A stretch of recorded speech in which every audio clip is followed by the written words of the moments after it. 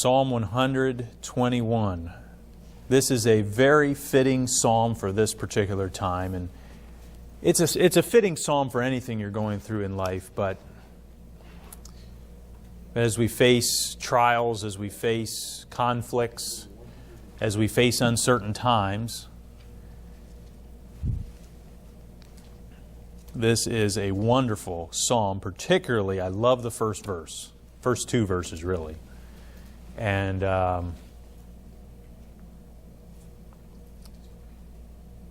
let's read this psalm. Psalm 121, verses 1 through 8 says, I will lift up mine eyes unto the hills, from whence cometh my help.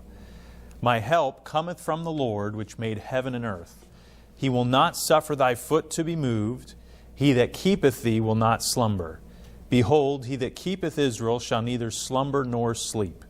The Lord is thy keeper, the Lord is thy shade upon thy right hand. The sun shall not smite thee by day, nor the moon by night. The Lord shall preserve thee from all evil. He shall preserve thy soul. The Lord shall preserve thy going out and thy coming in from this time forth and even forevermore. The theme of this psalm and the message I want to bring to you tonight is look to the sure helper. Look to the sure helper. There are often times, if we're humble enough to admit this, there are times in life we need help. We need help. And it's great to have help from man. It's great to ask others for help when we need it. And there's nothing wrong with that. It's not an attack on our courage or masculinity for the men. It's not a attack on masculinity or something, to be willing enough to ask for help. It's perfectly acceptable to ask for help. But who do we look to first? That's the key. Who do we look to for help? First of all, we should look for help. When we need help, we should look for help. But who do we look to for help? In the day of just instant information, I find when I need an answer for something, and maybe I need help with something, I pull out my phone, I just break it on out, and boom, I can put the search in, whatever I'm searching for. I needed help. How do you change struts on a Chevy Cruze?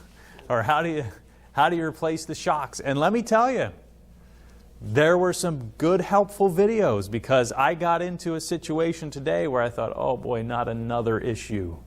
Not another issue. I already got the impact wrench. Now, and the way the shocks are set up, you got to get this piece off the top of the strut that's bolted on to the strut, and or to the shock, but it spins along with the rod that's in the shock. So you need. Well, it doesn't have that. It doesn't have that. You gotta use. Now that's the other thing. That's the other thing we're talking about. But that is true. In this case, you gotta use an impact wrench, but you can't just use an impact wrench. You got to put a vice grips on the rod of the shock, and then you get. So once you take the shock off, you put the vice grips on the rod, very good and tight, and then you get your impact. And even then, you got to do it a couple times. At least I had to do it a couple times with the vice grips. Maybe I didn't have big enough vice grips, it finally worked. Praise the Lord! I was so relieved. What a sense of accomplishment! But one of the reasons I knew to use the vice grips was I went on and I looked for help. I thought, oh boy, I got to go see, how did those guys do this? Because I looked at the video before, and I went back, found the video, and it's like, oh, good, he did use vice grips, and it looked like it worked, so I'm going to go use the vice grips. And and so we're I'm going. Never seen it like that. So. Never. Well, yeah. So I was actually glad I had bought it was the locking pliers, and I actually bought it today. I didn't have my own, and I thought, I think I ought to buy one of these. And I bought it. Thank the Lord. So, but the point is, I went back and I looked at that video. I needed help. But also a couple times during this whole saga was just asking the Lord for help. Because when I was at Lowe's earlier today, I just didn't feel right about getting that particular impact wrench. I just didn't feel right about it. But then I believe with what I ended up with was the thing to get. And so I was thankful for the Lord's intervention, the Lord's help in that, and how that all worked out. But we look to places for help. It's not hard to find help if we need guidance in some area. But there are times when the help we need goes beyond what man can provide. There are times that we face just messes, we face conflicts, and maybe we need help because of what other people are doing. And so it's not looking to other people, it's other people are causing the problem. Or there's times we get ourselves into a mess and we have these problems. And who should we look to? Well, the psalmist says in verse 1, I will lift up mine eyes unto the hills, from whence cometh my help.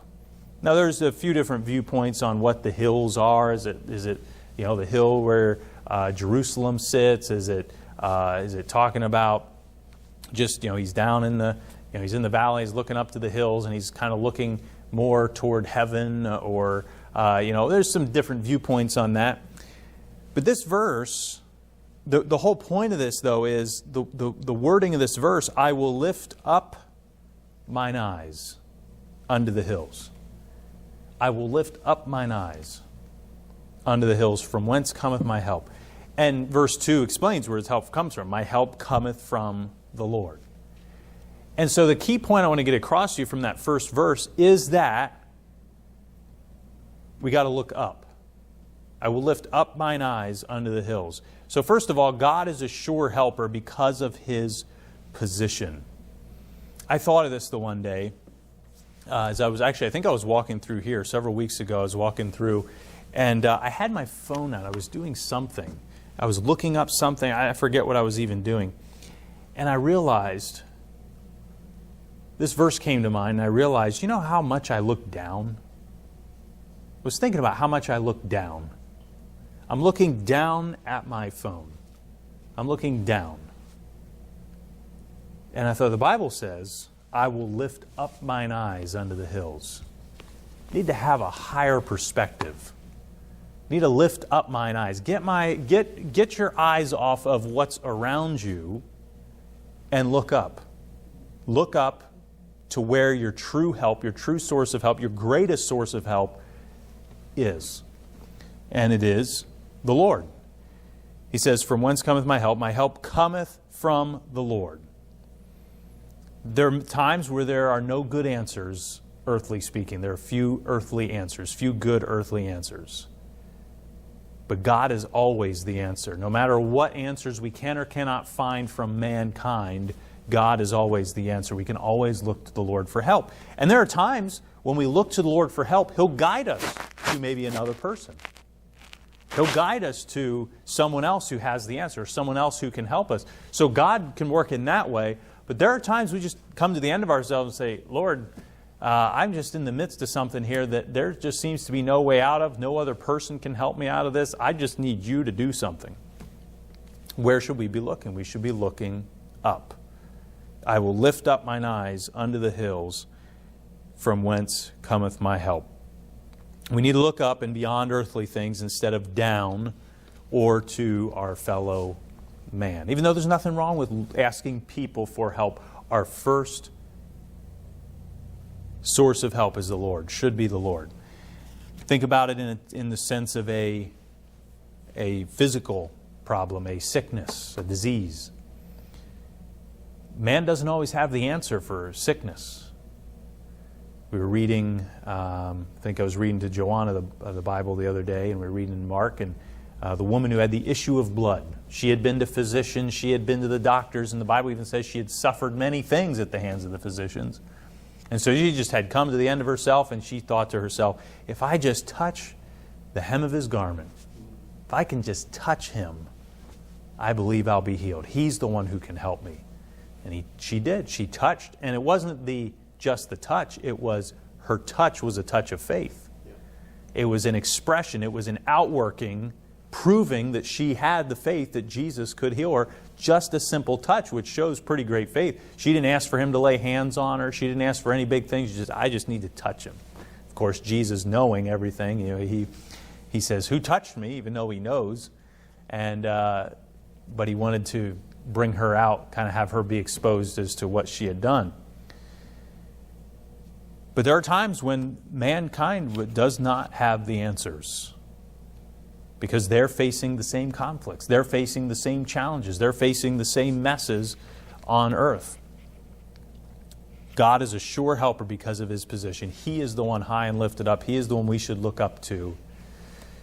And I find when I walk back and forth between here and home, once in a while I'll realize, boy, I don't look up very much. I'm just looking out around and I'm just focused on where I'm going. And there's something different about looking up at the clouds, looking up. And sometimes I do that just to get my eyes more focused on something farther away and not close.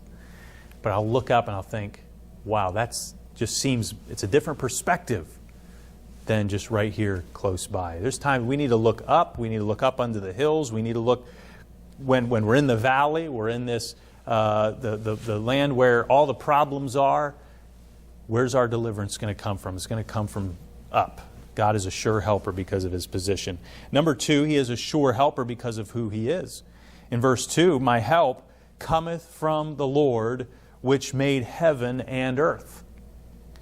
And so because of who He is the Creator God. He is a sure helper. He is perfectly, uniquely qualified to be the one who can help anybody with anything, because He's the Creator. He's done it all. His power as the Creator shows the quality of His help.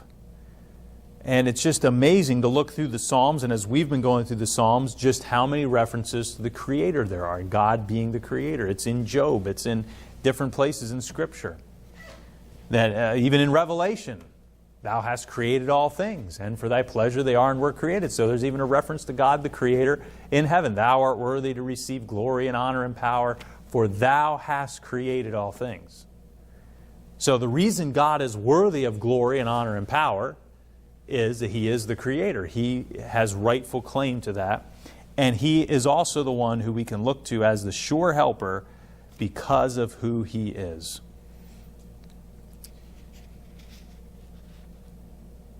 There are many people who are facing the fears of coronavirus, and they're doing all kinds of things to protect themselves. How many people are looking first to God and saying, God, would You please protect me? God, would You help me to know what to do? And that's what I told the man today I had a conversation with. I said, really I just want to try to find the right balance based on what the facts are. And I even told him I wanted to at least testify, at least in a little part of the fact that I believe in God and the Bible and know the Lord Jesus Christ. And I told him, I said, my future is certain, or my future is sure because of Jesus Christ. So I wanted to testify of that and not just talk on a more of an earthly rationality scale or level. But how many people look to God, the Creator God, and say, God, would You please help me? Would You please protect me? Would You please help me to know what to do in my daily life? Would You please let me know the places I should go and what I should and shouldn't do? Whether it's with the virus or whether it's any part of life. How much do we look to God? Remember, He's the Creator. He's the Almighty God. Number 3, He is a sure helper because He never takes a break or falls asleep. I love the language of this psalm. It says in verse 3, He will not suffer thy foot to be moved. He's going to allow you to stay grounded. He's going to allow you to stay firmly planted. He that keepeth thee will not slumber. Behold, He that keepeth Israel shall neither slumber nor sleep. This sounds very simple, but that's one of the greatest attributes of God and His protection. The fact that He doesn't sleep, He doesn't take a break. Just let that sink in. The fact that God is always watching and always aware. Nothing gets by Him. When we sleep, There are a lot of things that happen while we're sleeping in the world. There's a lot of things that happen in the world while we're sleeping, and we're oblivious to what's happening. But God is always watching. He never takes a break or falls asleep, so He is a sure helper because of that. We can always rely on Him watching over us. I also love the reference to Israel here. Behold, He that keepeth Israel shall neither slumber nor sleep. You know, there's a lot going on with Israel, and there has been for thousands of years. And there will continue to be. But Israel is the apple of God's eye, as the Old Testament tells us. And He is the one who is keeping Israel. He is the one who is guiding the preservation of Israel. His greatest desire is that they would look to Him and be saved. And eventually He will save a remnant as time goes on. That's some of the best doctrine to know of when it comes to prophecy. Those types of things. Be grounded in doctrine. And He never takes a break or falls asleep. And even when the Great Tribulation takes place, and there's all kinds of terrible things going on, God's not going to be sleeping at that time either. He's actually the one directing traffic, so to speak. He's the one that is setting things into motion, saying, all right, it's time for this to happen. This can happen, because I am getting ready to fulfill the final part of my plan. And so yes, it's men that's going to do a lot. It's the devil that's going to do a lot. It's Antichrist that's going to do a lot. But God's over all that. He's not sleeping. It's not like He goes to sleep for 7 years and, all right, I'll wake up when wake up. 7 years has passed. Oh my goodness, I got to wipe out these wicked, evil people and set up, Jesus, it's time to set up your kingdom on earth. Oh my goodness, what happened these 7 years? I can't believe I slept for 7 years. And the devil just had a heyday. No, God is awake all the time. But even during the trials of life now, it's not the Great Tribulation, but there's plenty of trials and afflictions in life. We live in perilous times. And He never takes a break or falls asleep. That should increase our confidence and decrease our fear. Because faith is the opposite of fear. If you look in the Bible, I can show it to you from the Bible. And actually, I came across the verse the other day. It might have been in Bible reading with Joanna again. That faith was very clearly the opposite of fear. And the more faith we have in the one who is the sure helper, the less we'll be fearful, the more we can proceed with confidence. I'll be honest with you, when I saw that big crack in the windshield of the car, I thought, you got to be kidding me. You mean I got to spend more money? I got to spend more money on this? I got to spend money on other stuff. But then, one of the things that gives me great confidence in moving forward and gives me great peace is recognizing none of this is a surprise to God. And if this is a necessity, if this is something that just has to be taken care of at some point, then He's just going to provide. He's already provided up to this point. He's already done just wonderful things up to this point. So why, if I have the funds to replace that windshield, why am I worrying about it? Why am I letting it get to me? Because God is my helper. He's my helper in finances and in being able to pay for those things. He's my helper in keeping those things from happening. But He allows some things to happen. I mean, why does He always? But we don't always know why, but we know it's always for His glory. We know that He always wants us to look to Him more and trust Him more. So it could just be a faith-building exercise. All right, you're going to trust me through this trial? You're going to trust me through this unexpected happening? But He's always watching and always aware. And number 4, He is a sure helper because He helps in any situation. In verse 5, the Lord is thy keeper, the Lord is thy shade upon thy right hand. The sun shall not smite thee by day, nor the moon by night.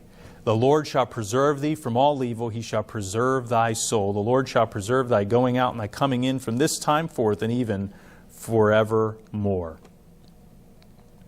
No matter the various dangers faced by day or night, God is there to help. It says, the sun shall not smite thee by day, nor the moon by night. So those things that take place during the heat of the day, the things could be, whether it's directly related to the sun, the heat exhaustion, or maybe the things that happen at night, and whatever it is, whatever time of day it is, no matter what the situation, the Lord shall preserve thee from all evil. He shall preserve thy soul. And so there's that special protection. Now, do I run around having this arrogant attitude of, oh, I'm invincible, nothing's going to happen to me because I'm just declaring God's protection and God's... No, there are times God allows trouble to come into our lives. No one is exempt from trouble. But there are certain evils, there are certain troubles and trials that God does something special for His people, and He puts the protection around His people, those who are trusting in Him. So that I know that if something happens to me, and as long as I was trusting the Lord, and as long as I was in the center of God's will and wasn't doing something stupid or foolish, then God was allowing that to come into my life for some greater purpose, for some good. As Proverbs talks about, there are certain evils that the one who loves wisdom doesn't have to worry about because you're just not going to do the same things the foolish, wicked people do. So that automatically exempts you from certain evils. Automatically. But here, the Lord shall preserve thee from all evil. So there's a level of protection and help that God gives to His people. God is there to help. Look to the sure helper. God is a sure helper. He's the one who you can rely on. He's the one who is certain. He is a sure helper because of His position. He's a sure helper because of who He is. He's a sure helper because He never takes a break or falls asleep. He is a sure helper because He helps in any situation. Any situation, God is there. God helps in any situation. So it doesn't matter what you're facing. You say, what about this situation? What about, you could name a whole bunch. Just call on the Lord. Seek God's help. In any situation you find yourself, He's there. He wants you to look to Him. Back to verse 1 one more time. I will lift up mine eyes unto the hills, from whence cometh my help. My help cometh from the Lord, which made heaven and earth. Do you need to start looking up these days?